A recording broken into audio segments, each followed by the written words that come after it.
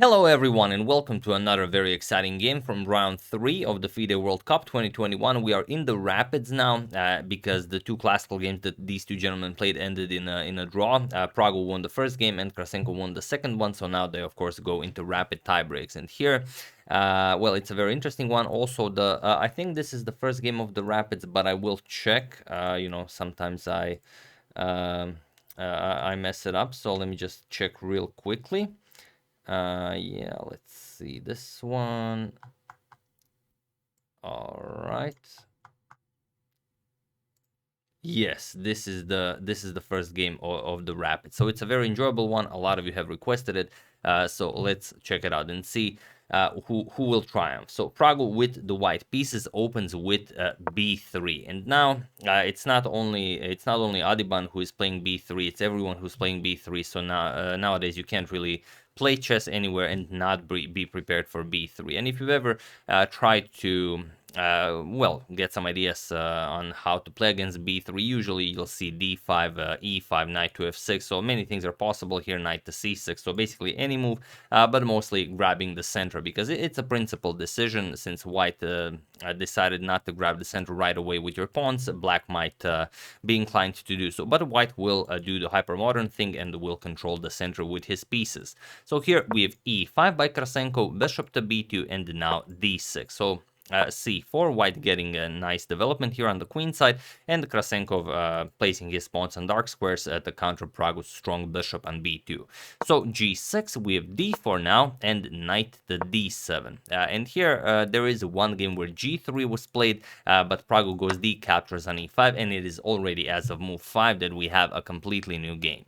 So let's see how Krasenkow continues. He plays d, captures on e5, and now knight to f3. Simple chess is often the most difficult chess, and now simply developing with an attack on the e5 pawn. Black now also will do the same. He develops while defending. We have e3 preparing to develop the light square bishop, and knight to e7 now. And the plus side for developing your knights here instead of on f6 and c6, yes, for the moment you do control less squares, but on the other hand, at any point you're welcome to play c5 or f5, and your knights will not be in the way of your pawns. So here bishop to e2, we have castles by black, and queen to d2 now. We have c6. Now, you could play f5 at any point, but Krasenkow for the moment keeping it cool. We have knight to c3 and knight to c5 now, offering a queen trade. And Praggnanandhaa says, all right, we can trade queens, but we'll trade queens. If you want to capture, then I'm going to get a very active rook here. I'm probably going to castle and then bring the other rook to d1 with nicely double rooks on the only open d file on the board. So queen to b6, Krasenkow not want to easily trade queens. As you've seen, he's quite the attacker, and bishop to a3 now, not allowing this knight to move, as the knight on e7 would hang. And you have to keep in mind moves like b4 are coming. So here rook to e8 and b4 now. We have knight to e6. Instead of knight to e6, if you had more time to calculate, like I said, this is a rapid game. Queen to a6 is very interesting, saying, okay, you can capture here, I'm going to capture your bishop, and once the bishop moves back, maybe e4. This may be something that would better fit Krasenkow's style, but maybe if it was a classical game. So here, instead of b4, we have knight to e6, going back with the knight, and now white castles. And now you can see that at some point, white will probably play c5, knight to e4, try to get an outpost for his knight on d6, and black will try everything to prevent this, of course. So rook to d8, grabbing hold of the d file, attacking white's queen, queen to c2, and now bishop to d7. So there's the question of the light square bishop. You have to develop it somehow, and for the moment the only active square is the d7 square. We have queen to b3, now defending these pawns, and now the bishop wants to get back to this diagonal. There's really nothing for it to do on this one, and now the queen helps out with the defense of the b4 pawn. At some point c5 will be played.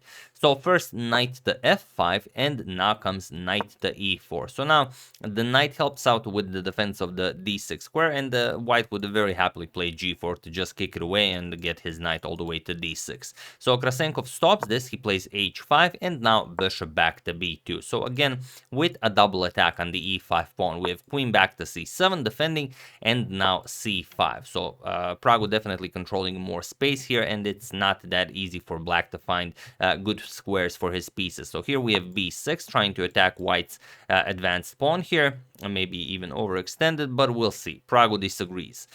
We have bishop to c3 now, as the either rook can come to b8 and you don't want your queen and bishop on the same file, so bishop to c3, and now b captures on c5. We have b captures and now rook d to b8. You could also play rook 8 to b8, but probably queen is coming to a3, so maybe you just want to keep the rook there to stay defending the a7 pawn. So rook d to b8, attacking the queen, queen to a3, and now a5. And it seems like black's position is very much playable, but in all truth, it's completely lost. And there are plenty of ways you can prove this. Prague goes for for a very natural one. He plays bishop to c4, but the immediate forcing knight captures on e5 is also very enjoyable because it's black just falls apart.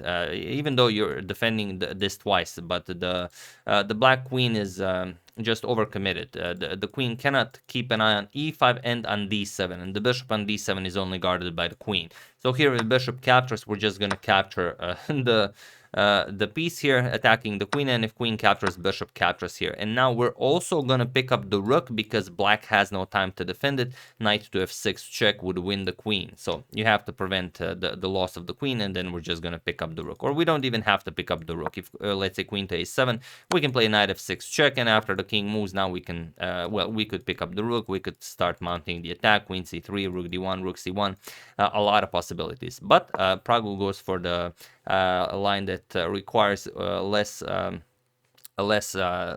consuming of time, as this is a rapid game. So bishop to c4, and now we have f6. So defending this e5 pawn, not allowing any tricks, using this knight captures on e5. But now you've opened up this diagonal, and you can see that Prague's bishop pair is more than fully operational. Okay, the dark square bishop has some material here that he needs to take care of first, but it's looking very nice for Prague's bishops. So here we have h3, now preparing g4. You want to get this knight away from f5, and now king to h8, simply getting out of this pin. We have g4, captures, and now knight to h6, and now rook to d6. So simply going for a double attack here on the knight, and the problem is you can't really move it because then the f6 pawn falls, and then again, let's say knight f8, knight captures here, and again, black's entire position falls apart. We got rid of everything in the way of our dark square bishop, and now our dark square bishop will also become a monster. And also, there's always the very nasty king g2, rook to h1, so attacking potential all over the board. You don't even need the queen. Prague's queen is on a3 doing pretty much nothing here. No, the queen is doing absolutely nothing here, but influencing the entire game from the beginning. Something Morphy was, for example, famous of. So after rook to d6, we have knight captures on g4, trying to stir some trouble, saying, okay, maybe you can capture, and then I'm gonna do something. Who knows what Krasenkow had in mind? But Prague says, no, there's no need to capture the material right away, just king g2. Going after rook to h1, it's a move you'll have to play. The bishop will cover the g8 square, so this knight can't really move. So here we have knight to f8, preparing knight to h7, rook to h1 check, and now knight to h7. And now white simply starts picking the black position apart. Knight captures on f6, even though the square is defended many times, but it doesn't matter. Bishop captures on f6, but now Prague even plays rook captures on f6. And now with this rook captures on f6, we've removed all of the defenders of this diagonal, and now his dark square bishop becomes a monster.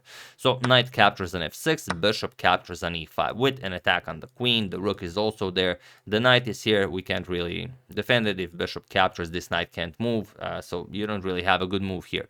Queen to d8, only move that kind of prolongs the game to keep an eye on this knight, but now knight to g5, going after this knight here, and the only way to defend is to bring the rook somehow here, so you have to give up this bishop with tempo. So bishop to h3 check. And I think this is the saddest moment in the game on move 33, because this light square bishop of black did nothing for the entire game. It was simply a problem. It was, the source of all of white's tactics. That f6 move had to be played in order to somehow guard this bishop that couldn't be developed, and it just, shows you how important it is to develop your light square bishop properly, because now all this bishop ever did was now sacrifice itself for this rook to come into the game, but this only prolongs the game. So rook captures on h3. Now rook to b7. Okay, the other rook comes into the game, defending the knight here. But now the position is completely winning for Praggu. There are a lot of moves that win. There are a lot of really awesome moves that win. So feel free to pause the video here and try to find any of the moves that win for Praggu. Try to find the coolest one while I give you a couple of seconds.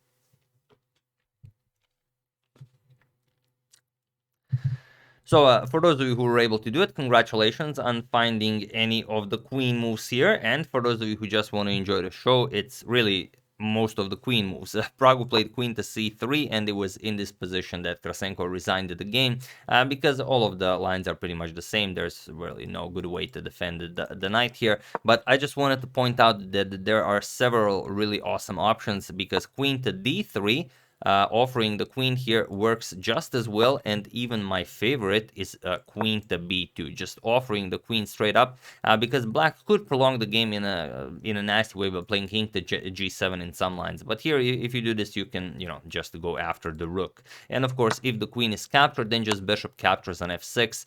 Sorry, not bishop captures on f6, rook captures on h7, and this is checkmate. The bishop covers the g8 square, and if the rook doesn't move, you could maybe play rook to g7 or something. It doesn't really matter. Just bishop captures on f6, and that's it. There's nothing that you can play here. It's just it's just often the cases it's just too ugly to look at even. So yeah, after this queen to c3 move, Krasenkow resigned, and Praggu wins this brilliant game, and he also won the next game in the rapids with the black pieces. So this means that Praggu goes into round 4 of the World Cup, and we'll see what happens there. So there are many games that are being played. There are many great games. So thank you for using #suggestion for also helping me to locate them. I have one very specific game in mind that I will show next, but if any of you guys have you know, some of your favorites, do use #suggestion, so it's easier for me to see it. So yeah, that's the game. I hope you guys enjoyed it. Really amazing showing by both of them. Krasenkow really did an outstanding job fighting such a young player like Praggu with such dangerous chess, but in the end Praggu prevailed. So congratulations to the young fellow. So yeah, once again, hope you guys enjoyed that. I would like to thank Heiko Varnecki, happy birthday to JJ from PP, Stephen Wentworth, Matthew Parker, and Tom Derelau for a contribution to my channel. Thank you a lot, I really appreciate it. As usual, you can check 2 of my previous videos here. Thank you all for watching, and I will see you soon, continuing the coverage of the FIDE World Cup, checking up on your wonderful suggestions, and whatever else happens in the chess world. Thank you all, I will see you soon, and have an excellent rest of your day.